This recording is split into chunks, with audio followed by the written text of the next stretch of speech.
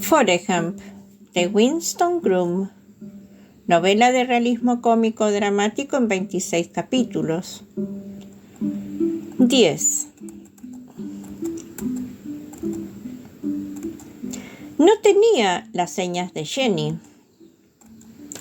Solo un apartado de correos, pero recordé que en su carta me decía que actuaba con un grupo que se llamaba Huevos Cascados en el Club Hodadi, con que al salir de la estación me fui caminando, pero me perdí y al final tuve que coger un taxi. Como todavía era temprano, al entrar en el club, solo vi a un grupo de borrachos y un charco de cerveza en el suelo. El camarero me dijo que Jenny y sus compañeros llegaban a eso de las 9. Le pregunté si podía sentarme a una mesa para esperarles y el tipo contestó que sí. Así que me senté y le esperé durante 5 o 6 horas. Al poco rato el club empezó a llenarse. La mayoría de los clientes eran estudiantes universitarios e iban vestidos como pordioseros, con unos viejos tejanos y unas camisas sucias y rotas. La mayoría de los chicos llevaban barba y gafas de sol, y las chicas llevaban el pelo largo y despeinado. Al cabo de un rato salieron 3 o 4 músicos al escenario y empezaron a instalar su equipo electrónico. No tenía nada que ver con lo que hacíamos nosotros en la asociación estudiantil de la universidad. No vi a Jenny Curran por ninguna parte. Después de haber enchufado los instrumentos y aparatos de sonido, empezaron a tocar, iluminados por unos potentes focos. Tocaban a tal volumen que sonaba como si se despegara un reactor. Pero el público estaba entusiasmado y cuando terminaron de tocar, les aplaudieron como locos. De pronto, un foco iluminó un rincón del escenario y apareció Jenny. Había cambiado mucho. Llevaba el pelo largo hasta la cintura y unas gafas de sol, aunque era de noche. Iba vestida con unos tejanos y una camisa llena de lentejuelas. Cogió el micrófono y se puso a cantar mientras bailaba por el escenario, brincando, agitando los brazos y sacudiendo la cabeza. Tocaban tan fuerte que no entendí ni una palabra de lo que decía. Entre la batería, el piano y las guitarras eléctricas parecía como si el techo fuera a hundirse. ¿Pero dónde me he metido?, pensé. Al cabo de un rato, cuando hicieron una pausa, traté de pasar entre bastidores, pero no me dejaron. Al regresar a la mesa noté que todos me miraban y hacían comentarios despectivos. ¡Ja! Fijaos en ese tío de uniforme. Es alucinante. ¡Ja! ¿Qué se ha creído?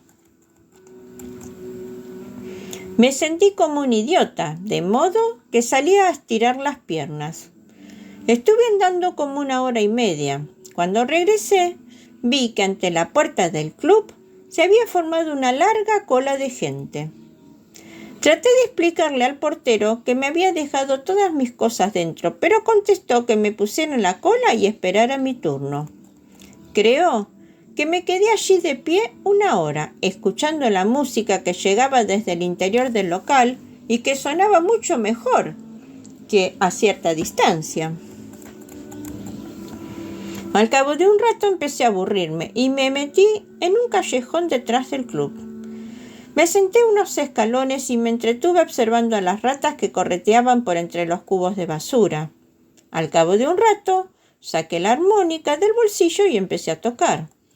Como oía perfectamente la música que tocaban Jenny y sus compañeros, intenté acompañarlos con mi armónica, procurando desafinar como hacían ellos. Al cabo de un rato, empecé a hacer unas escalas en do mayor que no sonaban nada mal. De golpe se abrió una puerta a mis espaldas y apareció Jenny. Creo que habían hecho otra pausa, pero no me di cuenta y seguí tocando. ¿Quién anda ahí?, preguntó Jenny. Yo, respondí. ¿Quién está tocando la armónica?, insistió Jenny, que no podía verme porque el callejón estaba bastante oscuro. Yo me levanté, un tanto avergonzado por ir vestido de uniforme, y respondí: «Soy yo, Forrest». «¿Quién?», preguntó Jenny. «Forrest». «¿Forrest Gump?», preguntó asombrada. Acto seguido, bajó los escalones y se echó en mis brazos. Jenny y yo nos sentamos en el callejón detrás del escenario y charlamos hasta que tuvo que salir de nuevo a actuar. Me contó que no había dejado la universidad, sino que la expulsaron al encontrarla una noche en la habitación de un tío. En aquellos días eso era motivo más que suficiente para que te expulsaran. El tío del bancho se había largado al Canadá para no ir a la guerra y ya no había grupo musical. Me contó que estuvo viviendo un tiempo en California, como los hippies, vistiendo túnicas y poniéndose flores en el pelo, pero que los amigos con los que vivía estaban siempre pirados. Un día conoció a un tío y se fue con él a Boston, donde organizaron manifestaciones de protesta contra la guerra y cosas por el estilo, pero resultó que el tío aquel era mariquita, de modo que lo dejó y se fue a vivir con un pacifista más serio, que se fabricaba bombas para volar edificios. Esa relación tampoco duró mucho, y al cabo de un tiempo Jenny se fue a vivir con un profesor que daba clases en la Universidad de Harvard, pero resultó que estaba casado. Cuando conoció a otro tío que parecía legal, pero un día los arrestaron a los dos por robar en unos grandes almacenes, y Jenny comprendió que había llegado el momento de sentar la cabeza. Al cabo de un tiempo entró a formar parte de los Huevos Cascados, un grupo que hacía música bastante distinta. Jenny me contó que en Boston tenía mucha popularidad y que la semana próxima iban a grabar un disco en Nueva York. También me dijo que salía con un tío que estudiaba filosofía en la Universidad de Harvard y que si quería podía irme a vivir con ellos. Me llevé un chasco al saber que tenía novio, pero como no tenía dónde alojarme, acepté su oferta. Su novio se llamaba Rudolf. Era bajito y delgado. Debía de pesar unos 45 kilos y llevaba una pelambrera que parecía una fregona, por no decir que iba cargado de collares. Cuando llegamos al apartamento, lo encontramos sentado en el suelo, meditando como un gurú. «Rudolf», dijo Jenny, «te presento a Forrest, un viejo amigo mío. Va a quedarse unos días con nosotros». Rudolf no dijo nada. Levantó la mano e hizo un gesto como el Papa cuando bendice a la gente. Como solo había una cama, Jenny me preparó un petate en el suelo.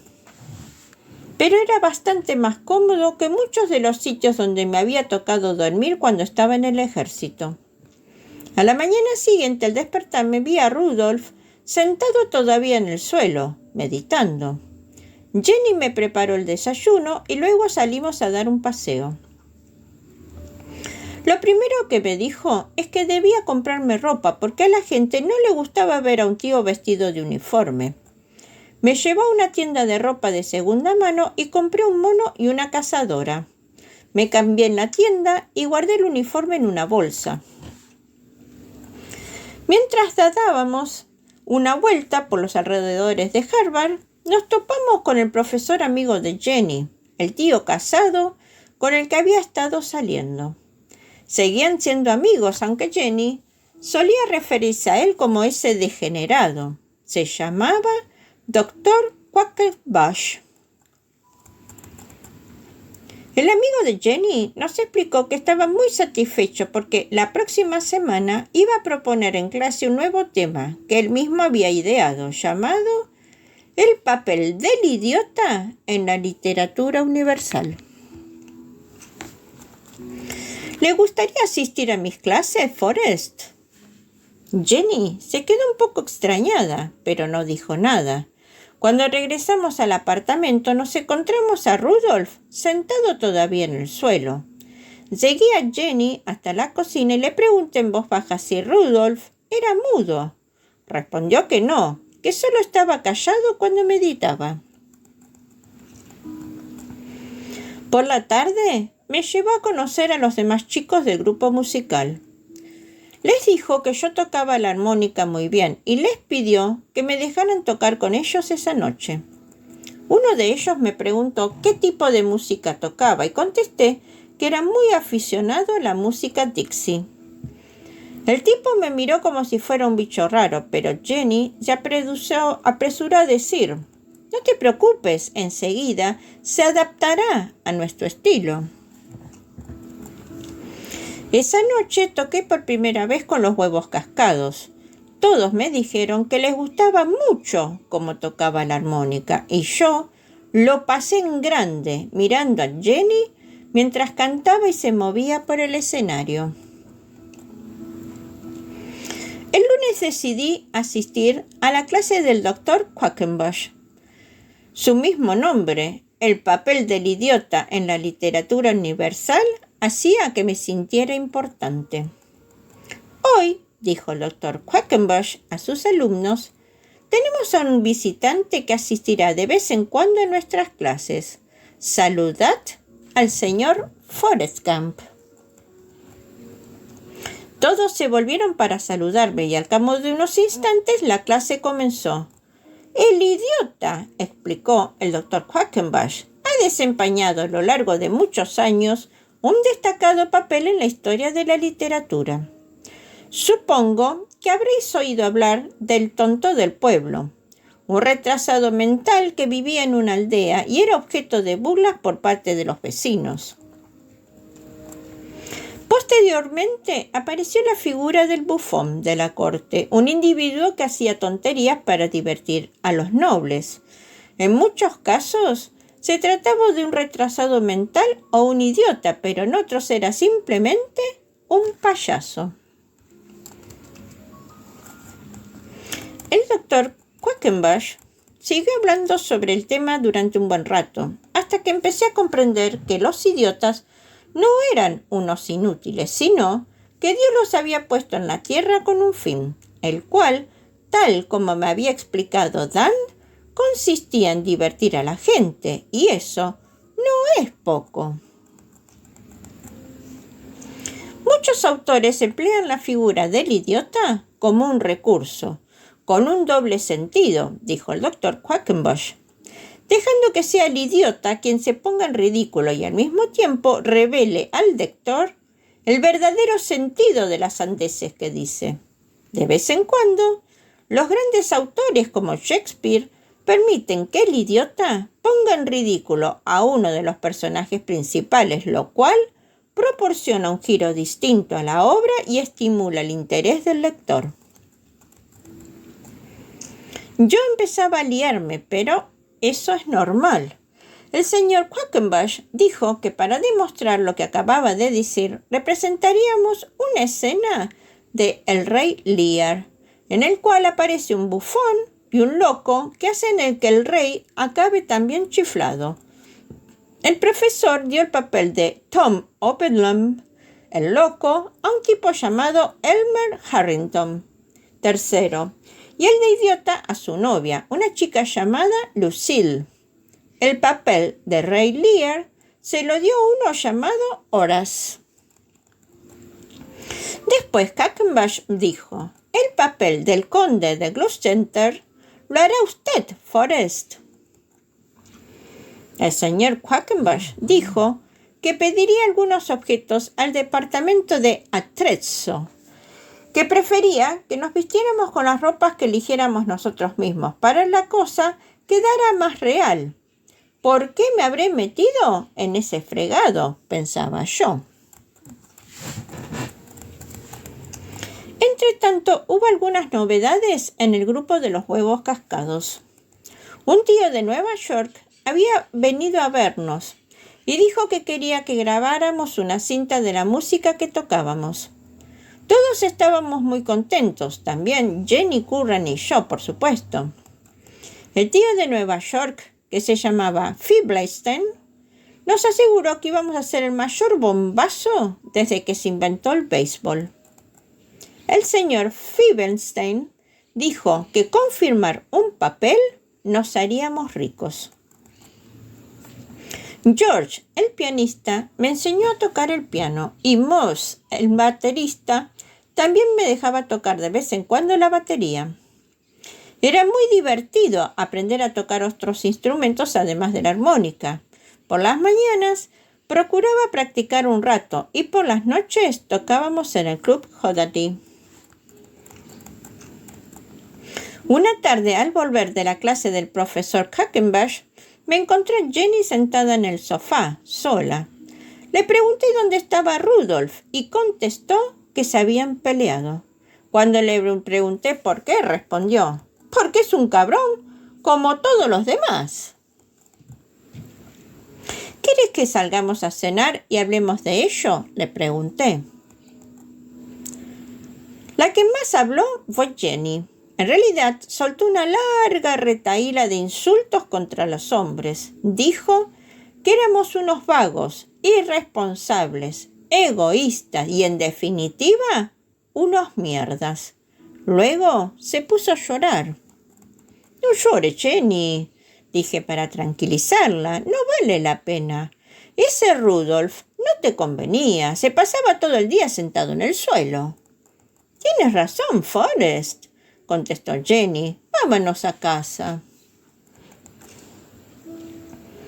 Cuando llegamos, Jenny empezó a quitarse la ropa hasta quedarse en braguitas. Yo me quedé sentado en el sofá, haciendo ver que no me daba cuenta de que se estaba desnudando, pero Jenny se plantó delante de mí y dijo: «Quiero que me folles». Me quedé de piedra. La miré estupefacto, incapaz de reaccionar. Después Jenny se sentó junto a mí y empezó a desabrocharme la bragueta y a quitarme la camisa. Luego se tiró encima de mí y me besó. Al principio me sentí un tanto extraño. Había soñado muchas veces con ese momento, pero no pensaba que fuera así. De pronto, no sé cómo, me encontré tumbado en el sofá, medio desnudo, abrazado a Jenny. Al cabo de unos instantes, Jenny me quitó los calzoncillos y exclamó admirada: «¡Ah, qué bárbaro!». Después empezó a acariciarme como había hecho la señorita French, pero no me dijo que cerrara los ojos, así que no los cerré. Esa tarde hicimos cosas que ni siquiera pensaba que se pudieran hacer. Jenny me enseñó todo tipo de posturas: sentados, ladeados, boca abajo, como los perros, de pie, inclinados hacia adelante, inclinados hacia atrás. Menos por correspondencia, lo hicimos de todas las formas habidas y por haber. Nos revolcamos por la alfombra, volcamos los muebles y arrancamos las cortinas, hasta encendimos sin querer la televisión. Acabamos en el fregadero, aunque no pregunten cómo. Cuando terminamos, Jenny se quedó un rato en el suelo, luego me miró y dijo: «Caray, Forrest, no sabía que tuvieras estas facultades». «Ni yo», contesté.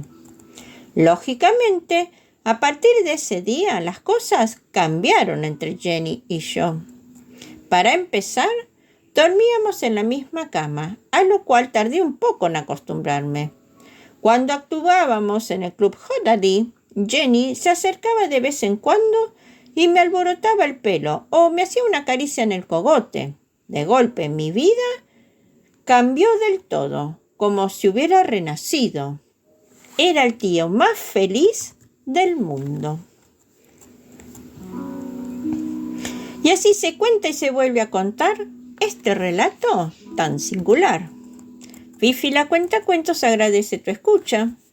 Anhelando que esta nueva aventura resulte de tu agrado, te invita a suscribirte a su canal para que cada domingo de sus estrenos puedas disfrutar y agradecer de todo corazón a quienes en PayPal o Cafecitos realizaron su donación.